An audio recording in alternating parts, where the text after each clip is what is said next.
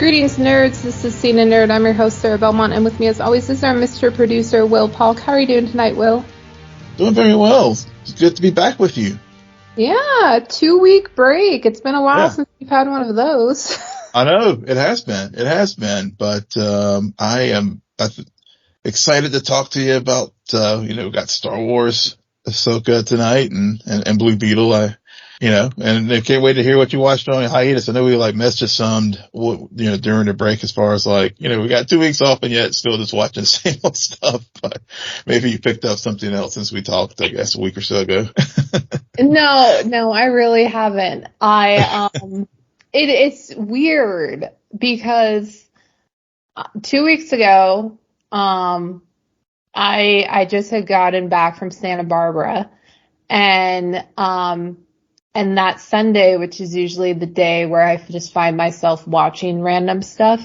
Mm-hmm. And so you would think I would watch a new K-drama or go and think about one of these shows, which I'm always thinking to myself, yeah, I need to check that out. I hear good things about it. No, I ended up doing what frankly most of the world is doing or has been doing for the last few months based on Netflix. But I binged Suits. Now, I've seen that it's had a resurgence. I'm like, wait a minute, I missed something. Ever since it dropped on Netflix, you go to Netflix, it's the first thing you see. Suits. And I had watched Suits back when it was airing on USA. I think I got on board either season 1 or season 2, and I had watched it all the way up until I think season 5, and then I stopped. So what I ended up doing 2 weeks ago is I watched what I'm going to call the Katherine Heigl seasons, which are the last 2 seasons. Okay. I binged both of those. And then I was like, now I kind of want to go back and watch the beginning. And I'm not really watching. I'm skipping through a shit ton of stuff, guys. Oh, yeah. I really did binge. I even surprised myself, and I'm like, I don't know why I'm just willing to put on the next episode, but I can do so much stuff and just check in and check out of the show. And then because I had seen the earlier seasons, a lot of it, I was like, oh yeah, I remember this episode. Okay, I don't really care about this scene. Let me go to here. Let me go there. Before you know it, I'm on episode 8. So that's really all I've been watching. I did finish watching season 2 of The Summer I Turned Pretty on Amazon. That's based off of a young adult novel. Yeah, I've heard of it, but I haven't. Obviously, that's not something I tuned into. No. It's nostalgic for me of being man, this is the Dawson's Creek of this generation. Even though I have some issues with some of the main character decisions. Okay, not all the motivations are fleshed out. And they make this girl who's only 16. Also, wait, before I get into this. Okay.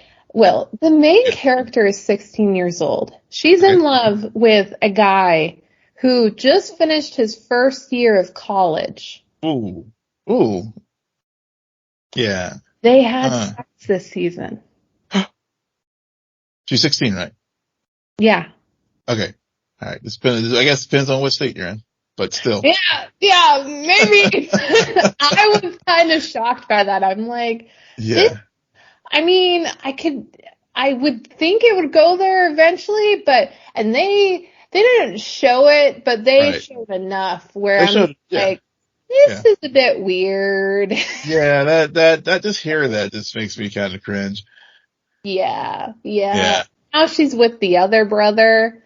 And good Lord, the scenes that are coming, who's still older than her by a year. So I don't know. It's just that kind of caught me off guard. But yeah. I mainly focused on the brother plot this season, which surprised me because I didn't care about that character during the first season. But yeah, that's enough of my random hiatus binge watching. Yeah. What did you check out? Besides Uh, Star Trek. Besides Star Trek, yeah, did finish up Strange New World season 2, which I did enjoy thoroughly, even though the finale it was okay. It was okay. I did do I did rank all 10 episodes for this season. So if you want to check that out, go to our YouTube channel for that. But, the two things that I had forgotten, one of them that was actually coming back, Winning Time, which is a series on HBO, or I guess Max. And it chronicles the LA Lakers Showtime teams of the 80s and I guess early 90s. So it's in season 2. I remembered that, that it was, I think I saw maybe a preview or something like during the NBA finals, like earlier this summer, but I had completely forgotten it was coming back in August, but, been watching it. It's in this week was just this third week, and, it really hasn't missed a beat. I mean, the first season was really good. Second season's a lot better, I think, actually. As far as just some of the behind the scenes stuff that was going on during that season. I guess that was the second season of Magic Johnson being on the team. And it's a lot of dramatization and creative license to really hype up some of the tension but again, it is based in fact. And so I've really been enjoying that. And then the second thing that I just randomly came across, was, also on HBO Max, crime drama, true crime drama called Telemarketers. And it's in just watched the second episode this week. And, it's basically about how these two guys came up with this big telemarketing scheme and, with using the first episode was with the Fraternal Order Police and all these various people from all different walks of life who are these telemarketers and convicted felons, people, drug dealers, I mean, the whole nine. But how they just scam people out of their money and they did film a lot of this stuff, contemporaneous to them running these scams back in the 90s and stuff. So, it's pretty interesting stuff. So those have been the two new things that I picked up during the break, before to sort of tide me over till we got to our new Star Wars show. So did you happen to hear about this, to go back to earlier this year with a random reality show that I managed to get you to watch the reunion episodes of? So did you hear that Raquel went on to Bethany? Now, have you seen any of it, or have you heard about what she said during the interview? I haven't seen it, but I did hear about it, and I heard that she's not coming back for this upcoming season. Oh, yeah. She's not, because she wanted to be paid the same as both Ariana and Tom. Yeah. And she's like, well, I was involved in it too. I had this affair, so I should get more. I should be rewarded. And the producers look at her and say, no, we go by longevity. Yeah. No, it doesn't work like that. And then I didn't watch it. TikTok has shown me a few clips, and then I listened to about 20 seconds, and then I just can't stand the sound of her voice. So I'm like, nope, moving on. And I've heard a lot of people talk about what's happened and their thoughts. At the end of the day, it's just sad because she is in a really bad situation. Coming out of this, because now she's not on the show. She's trying to figure out what to do moving forward, and yet she's cast as this big villain to a lot of people. And so instead of trying to really share her side of what happened, especially now that she's out of that facility and did some work on herself, she still argues that the relationship that she broke up was not a real relationship. Yeah. Yeah. They were only together for 10 years, and Yeah. and all of it was aired on television for Yeah. years. Yeah. So, I mean, whether or not they were as committed to well, Tom clearly wasn't, but No.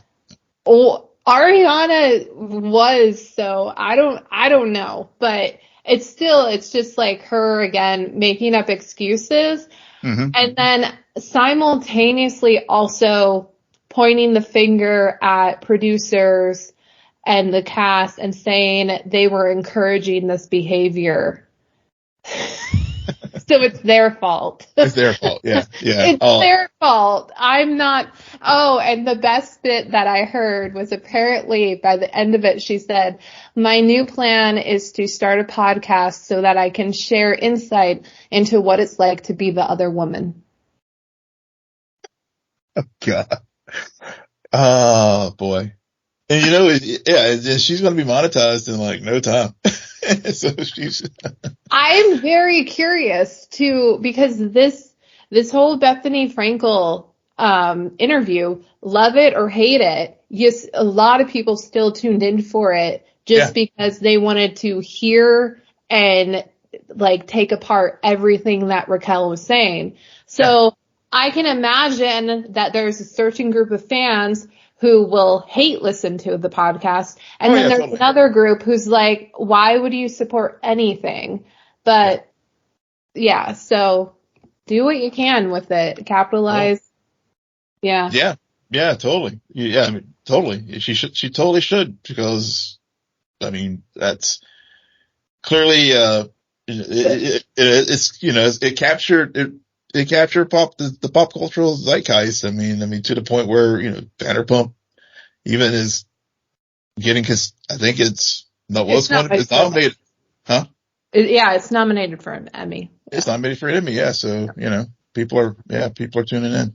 But ironically, during the interview, she like was putting down how the rest of the cast has been monetizing off of this, and she hasn't received anything.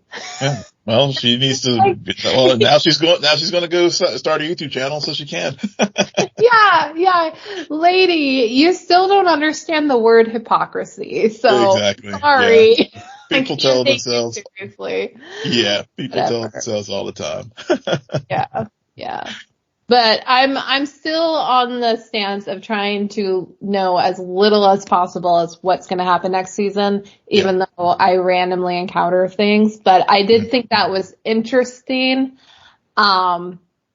Just because the last time we heard anything from her, she was crying and explaining the real timeline of what happened. But all right. So enough about Vanderpump. It was announced that Dune 2, along with a few other movies, are being moved. So Dune 2 will be moved to March 15th. Will, you haven't even finished watching the first one, right? Yeah. Guilty as charged. Yeah, I really should go back and comment on your tweet you put out today where you're like, man, I was really looking forward to the second one. I'm like, you haven't even finished the first one. I didn't say I'm looking forward to the second one. I didn't say that. I just said it was moved. I'm sorry. That was that.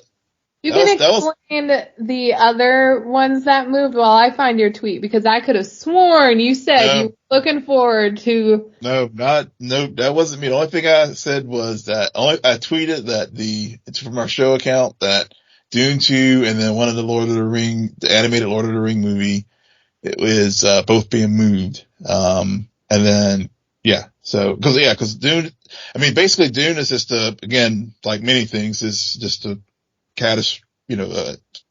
out from the strike. I mean, that's they couldn't film some scenes and they had to move it. And so, and also, a simple fact of the matter that nobody probably is going to be able to promote it, which, that's like that you want to have promoting your movie.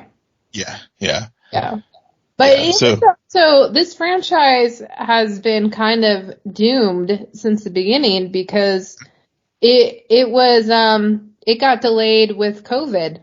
Yeah, it was one of those, one of the delayed movies, and then they did release it with the same day, same date. I think that was like the final, that was, Vinny New was like very not happy about that, but, they did release it with the day and date. And then, speaking of other things that is delayed without a future date is, Beyond the Spider-Verse. I think that news dropped whenever we were taking a break. But Sony has has taken it off their release calendar for next March, and they have not rescheduled it yet. Well, yeah, anytime people bring up that movie, I just think about where the second one ends, and I'm like, yeah. I want to still be living, like, as long as I don't remember how it ends. Yeah. I'm not as frustrated with, okay, we need to finish this. But I do remember being in that theater and it ending and just been like, what? Yeah. Well, things are going to move. We are so used to it at this point. I mean, It's 2023. There was an entire pandemic. Things move, directors change, actors change, things. Like, we have been living in the DCEU for so long, like the multiple regimes and all of their promises unkept. We can handle this. I mean, we can. That's all I got. But, and as always, Will likes to remind everybody that on this Sunday is National Cinema Day, which means $4 movies in any format at what cinemas promote the National Cinema Day? Everyone. So everyone? Yeah, everyone. So if you haven't seen Oppenheimer in IMAX, this is your chance. You can see it for $4 or less. Or less. I don't even want to say how much I had to pay for both me and my dad to see that. Yeah. Because that was a lot. I was like, what the fuck? Yeah. Or if you want to go catch Barbie, I did watch Barbie, during our break too. And I liked it, but don't really, I don't have anything more to say about that. But yeah, if you want to go check out something and you have been kind of like, I'll just wait for streaming, you can now go see it for $4 on Sunday, any format. Why couldn't it have why couldn't Cinema Day have occurred last weekend? Or why couldn't Blue Beetle be released on Cinema Day weekend? Because I would much rather paid $4 to see that movie than $12. I'm sorry. It just was, it's like, really? That's a lot. Yeah. I did add a note here. We watched a different film? Because when I got the rundown from you last night, I was like, I noticed you've been like strangely quiet about it this week. Cause I was like, Sarah didn't like this movie. I know she didn't. I really can't imagine you watching it and thinking to yourself, man, I'm curious what Sarah has to say, as opposed to, I know exactly what she's going to say. I was really, really hoping that you were going to surprise me tonight, but no surprises. It's like, and I'm sorry, I will say, to answer your question, did we watch the different movie? You watched a different movie than majority of the people who have watched the movie, because I've listened to a few reviews. And okay. Yeah. But I guess kind of funny. I mean, because everybody, I've heard, I will say that the thing I did tweet that I will say is it did take me a moment to get into this movie. I will freely admit that, but once I did get into it, it was a fun movie, and it definitely had a lot going for it that I think if you get past anybody gets past their DC bias, it was probably one of the better DC films that's come out recently. Yeah. Don't you mean get back to your past your anti-DC? Yeah. I don't think it's get past your bias Yeah. because that's what you have to get past because you're a DC apologist. I'm an MCU apologist. You're a DC Yes. apologist. Yes. We balance. Yeah. The yin and yang for sure. Yeah. What to do. Because all I could think about watching this movie is like, I know Will likes this, and yet I don't understand how he can be okay with this movie, yet completely hate on Love and Thunder. Because this movie had heart, and Love and Thunder was just a Senate like Ant-Man and other MCU shit that's like dropped lately. It's just a CGI mess. Yeah. And this film actually had heart. It had, you know, a story where a hero with Jaime who people could identify with. I mean, and, the granny, she, could have easily been like the stereotypical tropes of whatnot. But, even she had like her own superhero story as far as like, hey, she was a revolutionary. And I really enjoyed the fact that we had a unit that kind of reminded me of like some of the early days, like season 1 of The Flash, where the family was important. I mean, I granted now I know Iris didn't know, so I will put that out there. But I mean, I just felt like the family unit was an extension of him being a hero and supporting him versus like the usual thing of where families like pushed it aside, or like even Miss Marvel. I mean, I know a lot of people, like some people have seen out there try to, compare it to Miss Marvel and stuff. But even with that, it was like, she was trying to hide the fact that she had these superpowers and stuff. Whereas here, Jaime is like, hey, they're all in, and they actually come to his rescue. So, well, they had to be all in because they literally watched a beetle go up his ass. So. Yeah. Apparently, which that was the thing about this movie. I don't understand the tone. To me, 80% of it, this is a kid's movie. This is perfect for like middle schoolers, young high schoolers. Yeah, this is a movie that would hit differently had it come out for me in like 2001. Oh yeah. Yeah. I mean, but then a scene will happen and there is a clear boner joke. Multiple boner jokes. Multiple dick jokes. Multiple mature jokes where I'm just like, what is happening? What is happening? Yeah, but I mean, so you're saying you're okay with it when it's Spider-Man, but if it's Blue Beetle, then we can't have it. I mean, that's basically, because I mean, we had that kind of kind of humor with Spider-Man. No. I'm saying that when a joke hits for me, it hits because it doesn't come out of nowhere. Like the movie is already set up a more mature, or even the other jokes leading up to it are not as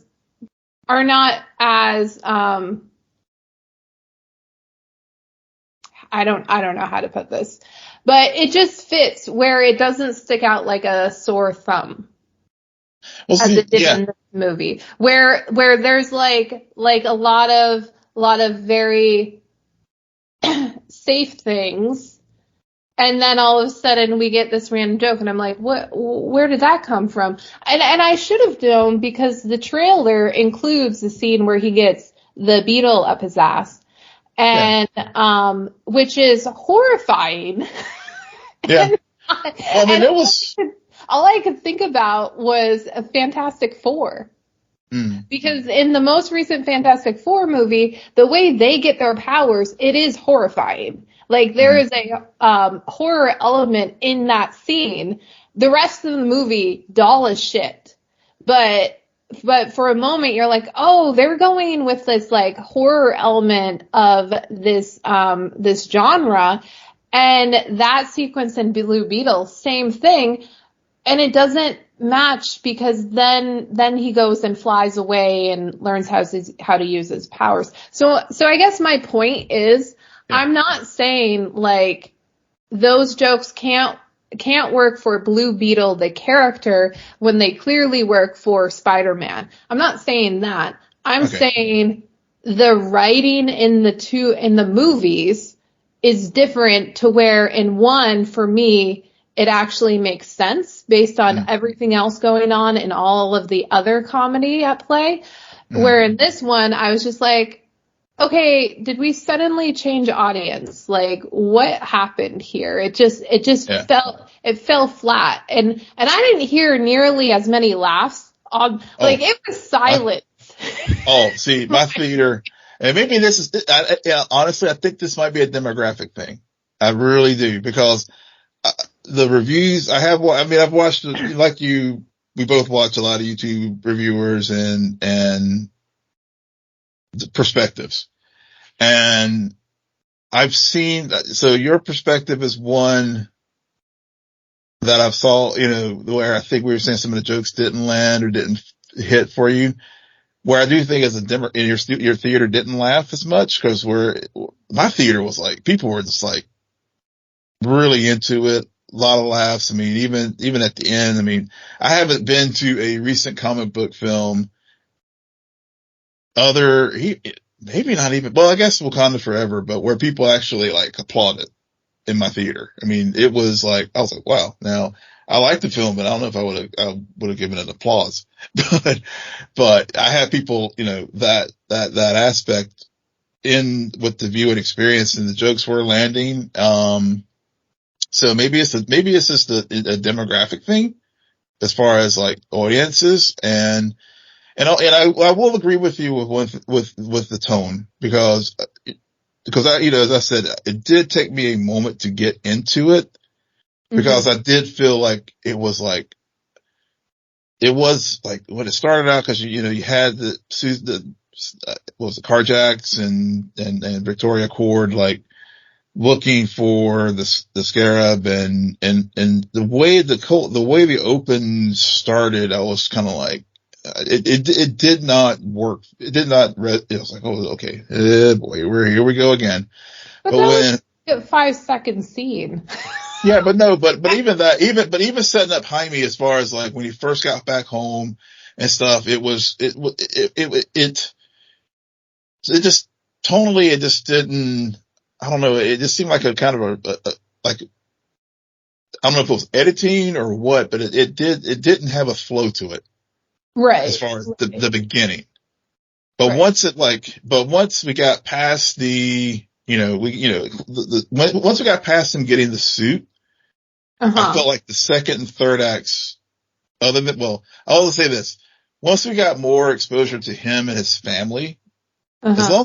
long as the movie focused on that Yeah. and in those kind of things, those were the moments that I did, and I will say I enjoyed more than necessarily when he was, blue in the suit and the typical comic book movie stuff. I mean, because the comic book movie stuff was, I mean, I'm not You've going to seen sit here and it. say, yeah, I've seen it before. Yeah, I mean, I have. And, so that was like, okay, cool. I mean, the CGI was better than Flash and, even in some other stuff, but, I feel like I've just blacked Flash out of my memory. Because but I honestly did not even compare it to Flash. Like yeah, I'm fully convinced Flash did not happen this summer. yeah. Or even Ant-Man. I mean, the comic book aspects of the story just did not resonate with I me that mean, much. But the story, like with his dad, I mean, I have to, whenever, like when he lost his dad, and and they did a good job of sort of setting their relationship up and stuff. I mean, those were the kind of emotional moments where I did connect with the film, because even, I mean, whenever he was, whenever he was like racked in the machine, when they were trying to take the powers of the suit away, and he comes across his dad and stuff. I mean, it hit me differently, because I was like, I had an emotional connection there with Jaime and losing his father and that kind of stuff. So, I mean, those were the things that were the pleasant surprises for me about this film, where I felt that the trailer, for example, did not do a fair enough job of selling the heart of the film. Yeah, well, the heart of the film was about 20%. Oh, no, I would say it was about That 80%. was that was the problem for me, where I felt like anytime they went into the comic book aspect of it, the suit aspect, him learning how to use his powers, it was like I've seen this so many fucking times before. And you're right, like the family itself, that the cast, great ensemble, a lot of Mhm. good chemistry.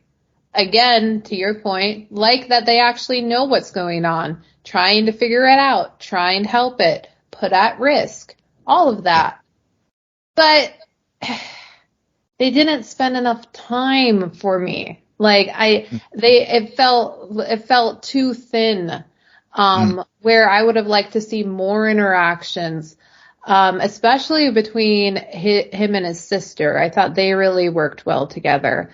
Yeah. Um, Yeah. so I guess I understand.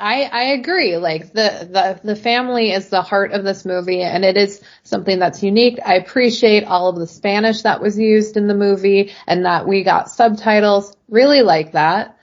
Um, but at the same time, I still think they didn't hold the strength of the movie was not majority of what was shown throughout Mhm. it. And that's where I was like, okay, I've seen this before. And the whole thing with his dad, I'm sorry, Black Panther did it better.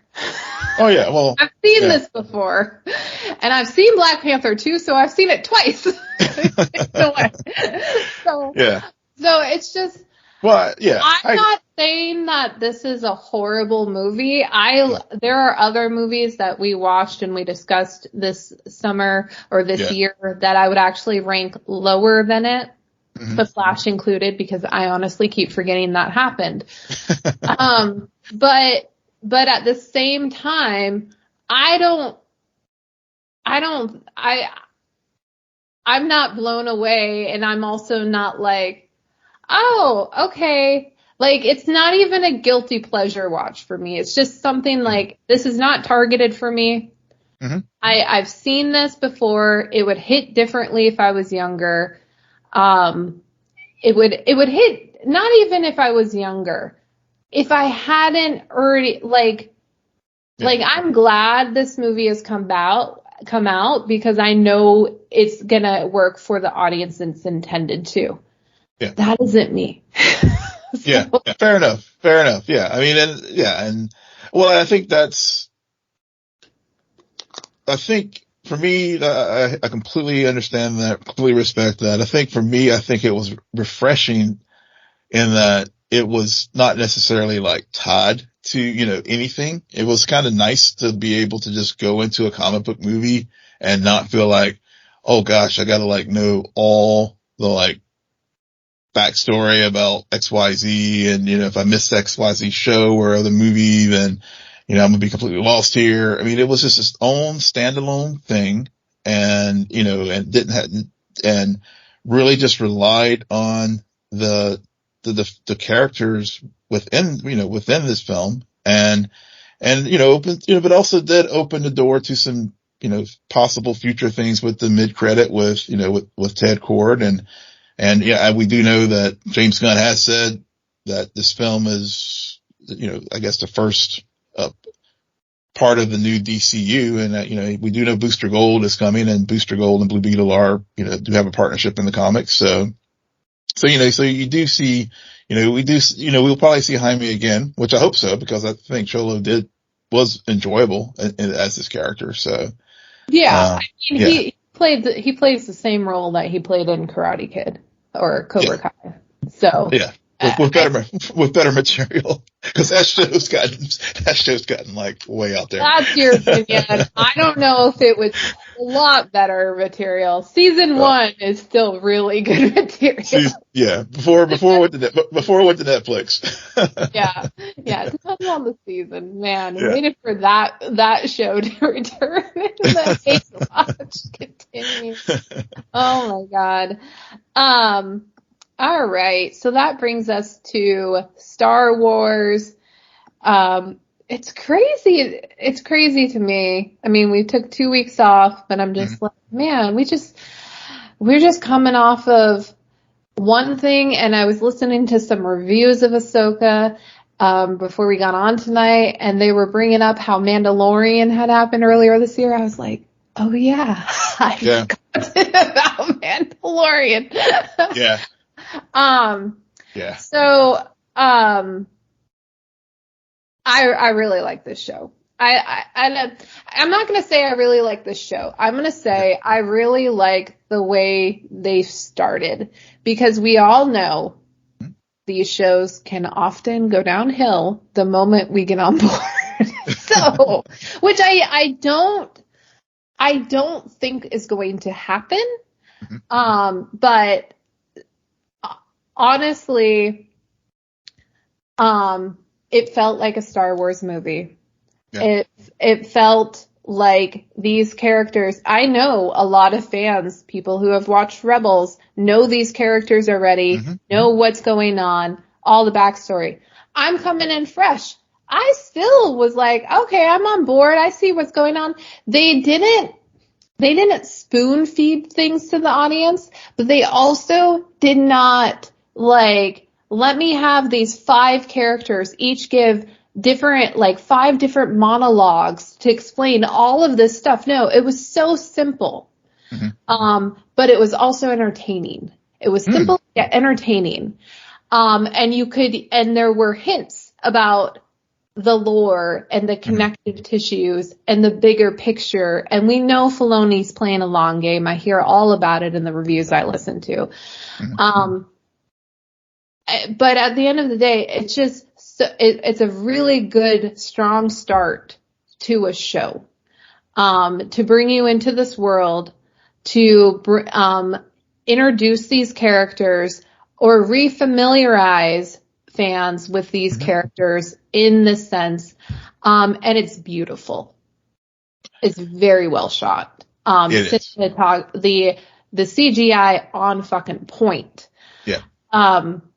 Yeah, I really like it, and I can only sum it up to be like, it was so simple, but it was entertaining, and that's really hard to do, especially in this genre.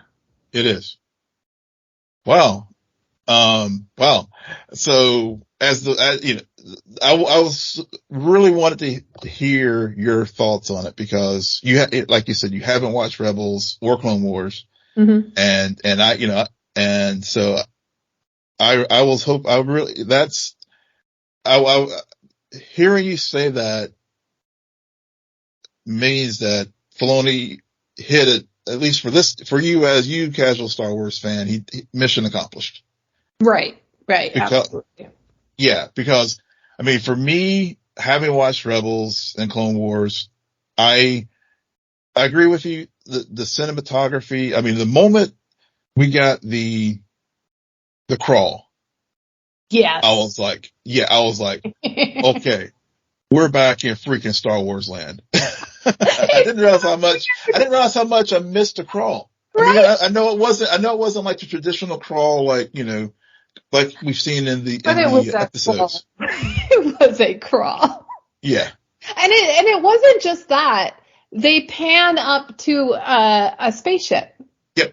Yeah. Yeah, which is another classic opening moment. Like, you get the crawl, then you get the pan up, the music, everything about the opening sequence was just like, oh my God, this is refreshing, yet nostalgic, yet it works. Like it's totally what I think. It's something that anyone who has been tuning in to these Star Wars shows has been looking for. Yes, we want something new, we want something different, and or filled that. Yet simultaneously, now Ahsoka is filling this but the familiarity. You got your difference. This is more familiar, but better. Yeah, totally agree with you there. Cause it was just those moments like the crawl, moments like, with the New Hope vibes, with the ships, the panning, all those kind of things. For me, I will say, as much as I enjoyed it, I wasn't blown away. Other Right. than, I wasn't. I'm just going to be honest. I Yep. enjoyed the 2 episodes. They did what they needed to do to fill in the gaps for casual Star Wars fan who, and and do think that there were some, like, we'll talk a little bit more about, like, for example, how Ahsoka was as far as her, from, what I'm used to seeing her from Rebels and from Clone Wars versus how she's appeared in live action. So, so there is those kind of things that, that I think that's what kept it from blowing me away, because I do feel like a lot of times either was by directing choice or the way Rosario's playing Ahsoka at this point. I did feel a little like that cold aloofness Hmm. from it that did take me out of it just a little. Not, I don't want to say take me out is the right word, but it did, like, completely, where I think some people have called it pacing issues. So I guess, But okay. for me, yeah, but I don't think it was a pacing issue for me. I actually like the way that the story was paced, but I do feel like it was just like I couldn't feel like I could get an attachment to Ahsoka in Okay. live action Yeah. than I say have had with that character before. Same with Right. Sabine, Okay. same with Hera, because I'm used to them from, I just fresh off a rewatch with my wife. She just finished watching all of Rebels. So still Rebels is fresh in my head right now. And so some of those vibes, I was like, that's what I was missing. And that's what kept me from completely being like, that blew me away, because that emotional connection that I had with those characters from the animated didn't translate completely for me into live action as of yet. There were moments where we had it, but not all, but there were other points where I was just like, just felt a little cold. Right. Right. No, that makes sense. And yeah, I would agree. That's not a pacing issue. Yeah. Pacing issue is when you're thinking the whole episode felt poorly paced, not Right. just a character themselves, but I can understand that, because it's anytime a character, and I know Ahsoka's beloved. Mm-hmm. I know Ahsoka is Filoni's crown jewel. Mm-hmm. And Yep. people are very protective of that character. Yep. So I actually don't think it's a bad thing. I think that's just is very telling to, here's the thing. It's interesting because earlier this year we talked about, I don't know if anybody has heard of the show The Last of Us. Mm-hmm. People, people who played that game, believe Mm-hmm. it or not, some of them don't like the show because of Yep. their attachment Yep. to those characters in the game. So, Yeah. and That's a great analogy. Great analogy. Because I think that's yeah, exactly and what we're so, seeing here. yeah. Now it's just, and then I used to be an avid book reader, and I would often read books that would be moved to movies. Same thing, where it's just like, that's not the character I knew. It's hard. However, I do think, like, to your point, there were glimmers. Mm-hmm. So, and we're just getting started. I think it's I agree. I wasn't blown away by this. I just thought it was very entertaining. Yeah. It didn't feel like a slog. It Mm-hmm. felt like we were starting something while at the same time being plopped in the middle of something, which Yeah. is great. Yeah. It felt like I could check my phone and I wouldn't miss like 5 different name drops of people who I'm not going to remember, because the dialogue was like so easy to follow, which has been a problem for me with a lot of these Star Wars shows. Like the monologues and the name drops and the planet references, like, no. Just give me a witch. And, okay, I'm going to call it right now, okay? There better be a fucking Charmed crossover happening. Because the Charmed back in the day was amazing, okay? The power of 3, okay? So first, she's like 3 figures, and then looking at the star map, and I see it, and I'm like, oh my god, that is Charmed. The Hollowell sisters are canon in Star Wars. Hallelujah. And she's a witch. It makes all the sense in the world. It makes all the sense. Hey, there's trinities everywhere. I mean, there's trinities in Star Wars, and there's trinities in Charmed. So there you go.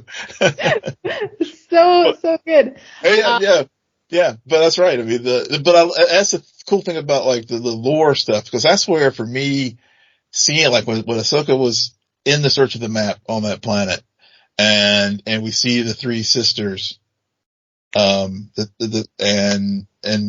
so Dr. Miller and the map and those kind of things. That's where I was just like that like the familiarity. I mean, there's things there for me as for like what I got out when I saw those like moments at Andor. They were organic to the story Easter eggs. Yes. That you did that didn't need, like, whereas I felt like Obi-Wan just threw shit there just for the sake of doing it. Where here is like, this has a purpose, and to get to this MacGuffin, which was the map. Right. Well, I think a better analogy with Obi-Wan, it felt like, we're going to tell you this story that you keep clamoring on being told, and not do anything interesting with it. Not really explore the more dramatic. But with this show, and I didn't really catch on to it. I'm sorry, I'm a bit slow. But yeah, we're introduced to quote unquote potential Sith right in the beginning. So, but people have pointed out those lightsabers aren't red. They're orange. That's right. They're dark. But the way we're introduced to them, there's a moment where you're just like, are they Jedi? Yeah. It's such a good presence, and I love, again, I knew Filoni, like, just the title of the episodes works so well. Yes, Master and Apprentice, yeah. And then Total Trouble. Yeah, exactly. And I love, that's one of the things also I think they did well with carrying some things over, in this New Republic timeline, and showing, like, we saw it in Mandalorian season 3, but I think they did it even better here whenever Baylor and Shen came on with the fake Jedi code, it checks out, and how the hubris of the New Republic, like, we are the confident New Republic because we kicked the Empire's ass, so we can do whatever we want. And he got his ass handed to him. And you're right. I mean, I like how they introduced them, where you have these orange Jedis, and you're like, oh, these orange lightsabers, and you're like, wait a minute. I thought the Sith were all destroyed, and it's clear they're not Sith, but I think that it expands. Filoni he's really big into expanding the Force lore. Yeah. In his stories as well. I mean, he did it all through Rebels. He did it during Clone Wars. So this is another extension of that. And showing these dark Jedi, or fallen Jedi. Fallen Jedi, which Ahsoka is in some ways a fallen Jedi. And so what they've started is a great parallel where we're not getting this mustache twirling villain of like, oh, I'm going to build a Death Star because 5 other people haven't thought about that idea and execute. No. They didn't show that. They just showed a different, in wake of the New Republic, a different master and apprentice. Yeah. Who are serving a witch, and who are, who's also Force sensitive. Who are on the hunt for more power. for some reason, but also have a code, because I really like that last line that Balin says that says, like, to kill her would be a waste. Yeah. And that's the truth. Like, there's something about Balin where, yeah, he may be headed to the dark side, but he still has this code, and that's why his saber isn't red, it's orange. Like, he wants power. I like the line about greed. Like, that's not loyalty, it's greed. I think the dialogue was not forced. There was a lot of subtext. There was a lot of setting the stage for where we are and what's to come, while not trying to, like, give a philosophy lecture about war and politics. Because like in the second episode, whenever they are on Corellia and they are, and Hera and Ahsoka are talking, and, you know, and I think somebody references, you know, you guys are talking the politics and stuff, but it wasn't like the stilted politics that we saw in the prequels. It was just a natural, like, here's where things stand at this point with this Imperial sympathizer. Well, we learned that he's an Imperial sympathizer, you know, because he's looking out for his investors. And it does go back to the greed. You know, at the end of the day, you know, everybody has their motivations, and it's not necessarily, you know, it's not necessarily become Force users or whatever. It's about profit. And even thinking to the sequel trilogy, I mean, that, you know, I think, you know, that gets carried forward with some of the war, you know, people are profiting from the war. We see that Canto Bright and other places like that in the Star Wars universe, where, you know, you have this military industrial complex, and that's what, you know, that's what a lot of these folks who are former Imperials are missing, because their gravy trains have been, like, cut off as far as their rich lifestyles. And, you know, and especially when you think back to, like, Andor, you see in the Old Republic, in the Old Republic, and the Imperial, and also the Imperial period. And I think about that planet, where the Imperial base was at, and they had the big gold reserve and that kind of stuff. And the lavish lifestyle. And I remember the Imperial soldier, you know, really wanting that promotion so he could get off that planet to a bigger, you know, thing. As his motivations were, you know, again, greed.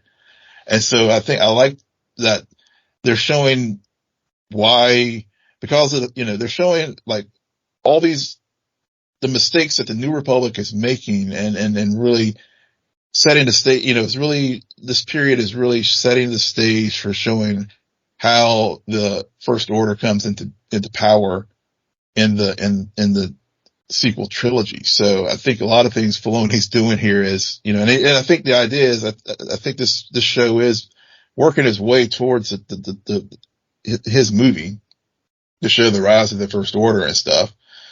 And it's really laying that groundwork, what we see on Corellia with the, whenever they're when they're building the hyperdrive, so that, Morgan can get to the next galaxy.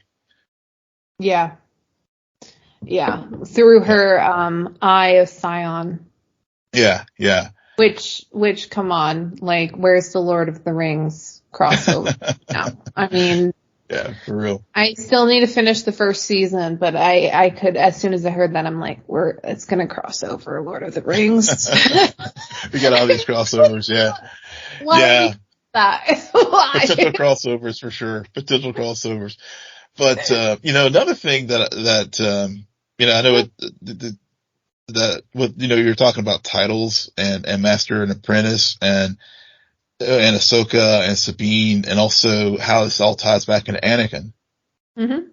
And also even ties into why, you know, it gives us more context for why, given that her training of Sabine somehow failed, and why Ahsoka was so reluctant to train Grogu whenever we see them in Mando season 2, was that Book of Boba Fett? They started to run together after a while, but, you that relationship there, but also I think Ahsoka is feeling some of the responsibility.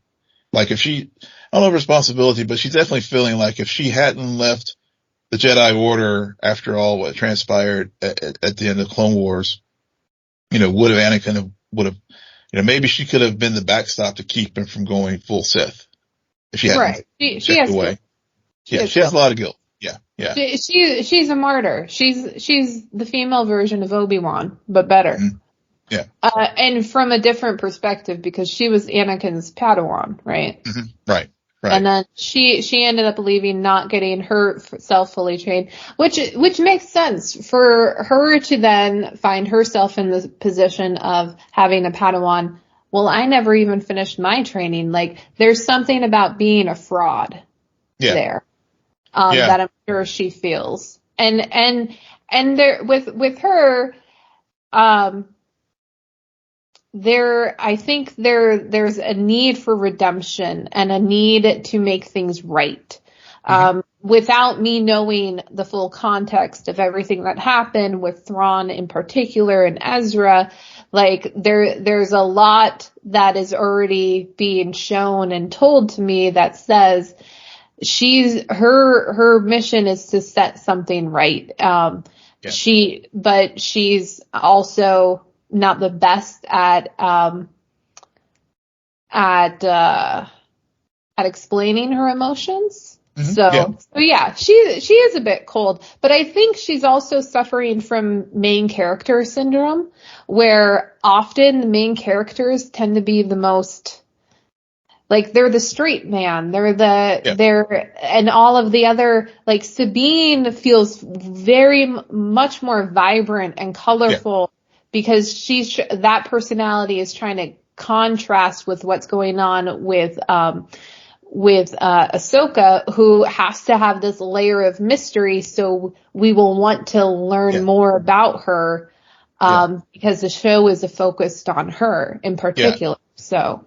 Yeah, and I like, and to that point, I'm glad that they made that pairing with Ahsoka and Sabine because one, Sabine in Rebels showed no sensitivity to the Force at all. I mean, when Kanan and Ezra were trying, whenever they came across the Darksaber and Kanan was trying to teach her how to use it, she had no Force sensitivity whatsoever.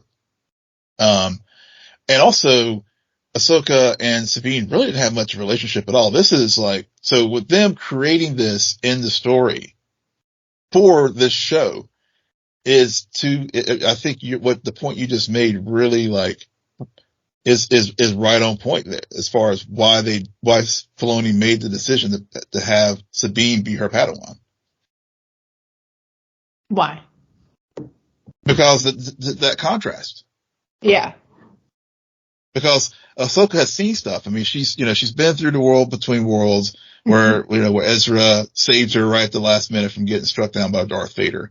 I mean, Ahsoka, she died before and was brought back in Clone Wars.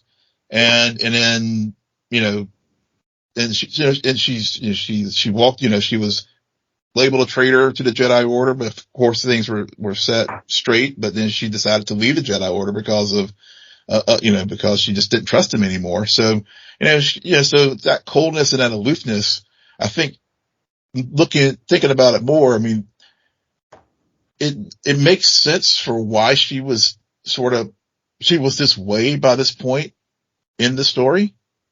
And so even though it was hard to warm up to her as a character as far as like watching this, but in context of what's going on in universe, it makes total sense why she is so like aloof and guarded and, kind of stiff arm with everyone as far as any emotional attachment because she's seen some shit. And I think also for you as someone who has seen her through a lot of other stories in context of those stories, there are still some gaps, right? Yeah. From what I understand of Yeah. her storyline and Yeah. some Yeah. pieces. So you're also like looking at her and being like, why aren't you answering this and this and this? Yeah. I hopefully Yeah. this series will do it. Like while for me, I have much bigger gaps, but Mhm. at the same time, I'm just like, I just met her. I encountered her previously for like 2 episodes, and now I'm meeting her again. And we'll see where this goes, but I'm meeting all these other characters.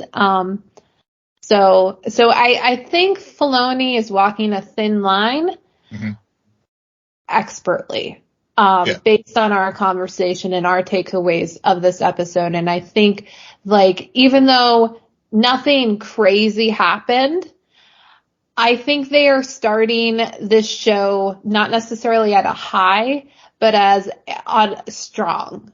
Yeah. Yeah. Which makes It's, me have confidence that the season will be well executed, because I think it's telling that I have confidence already that there's an end game here. yeah.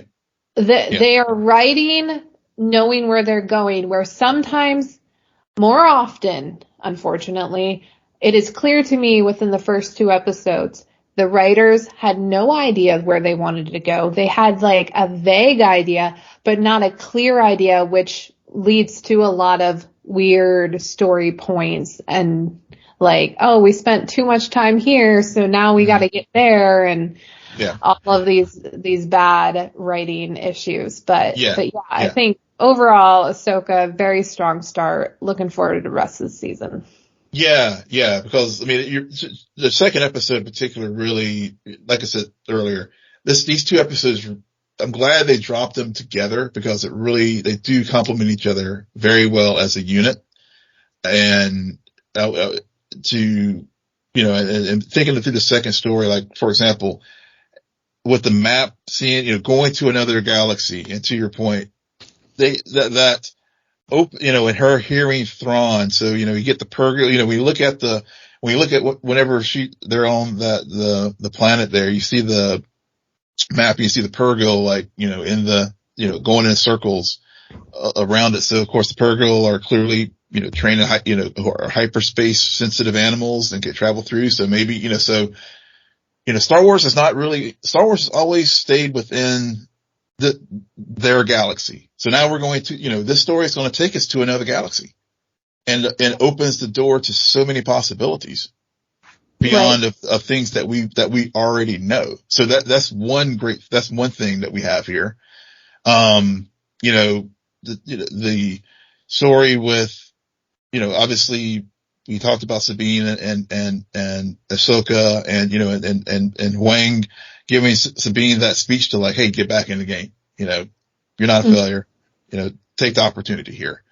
And then, the second episode too, a lot of people theories about, what is Morrow, is it Ezra, or is it another fallen Jedi, as far as the Inquisitors and stuff. So there's things, Filoni has really set up nicely everything very well in these first 2 episodes to really, so that whenever we do get the recreation of the scene at the end of this episode that takes us timeline, all the stuff that we're seeing here is basically it's about, 9 years after A New Hope and to the second season of Mandalorian.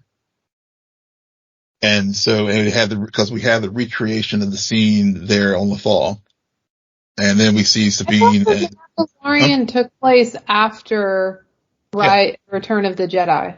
yeah, that's 9 years after Oh, Battle of Yavin. Yeah, okay. So yeah, okay. yeah, Yeah. I mean, I appreciate you trying to tell me where it was, but I will be honest, you're starting to confuse the shit yeah. out of me. It's okay. So basically the way where episode 2 of Ahsoka ends is basically, second season of Mandalorian.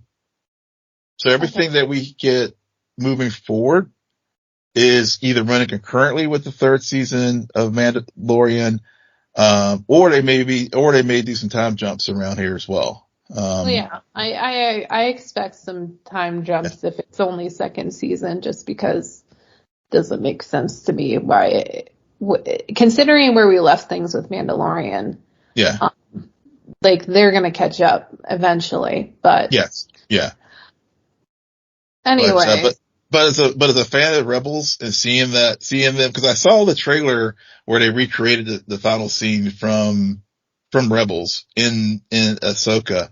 So just to see it all sort of play out in live action was again another treat. I mean, like, so the bookends of the episodes, whether it was the start of the episode 1 and the end of episode 2, were nice bookends to this story. And as I said, I'm feeling very good about what's to come over the next 6 weeks. Yep, agreed. All right. Well, why don't you tell our listeners where they can find you? Yes, you can find me on Twitter or X, formerly known as Twitter, WILLMPOLK. And you can also find me on that platform at SJ Belmont, SJBELMONT. Please follow our crew on Twitter, formerly X, formerly known as Twitter X, whatever you want to call it, at Scene a Nerd. Friend us on Facebook, follow us on Instagram, and our threads at scene_n_nerd. And visit our website, www.sceneandnerdpodcast.com. But most importantly, rate, follow, and comment on Apple Podcasts, Spotify, YouTube, or wherever you hear podcasts. Good night, Geek Out. You're welcome.